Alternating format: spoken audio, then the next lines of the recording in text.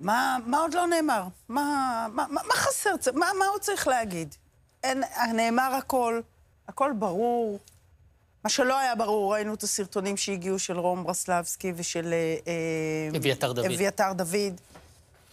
יש פה גורם אחד שמעדיף את שרידות ממשלתו על שרידות החטופים. אין אופציה למשוואה אחרת. אין לך אפילו ספק בזה, גאל, שראש הממשלה מזהה עכשיו אולי חולשה של חמאס ואומר, אולי זו עת לתת עוד לחיצה, לנסות להשיג יותר חטופים בחיים, לנסות להשיג יותר ממה שחמאס הסכים לו, אם הוא כבר הסכים? לדאבוני, אני חושבת שלא.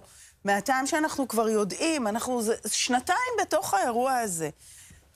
אין מה לעשות. בסוף, מה שראינו, שחטופים חיים וגם חללים הגיעו במסגרת הסדרים ארצה.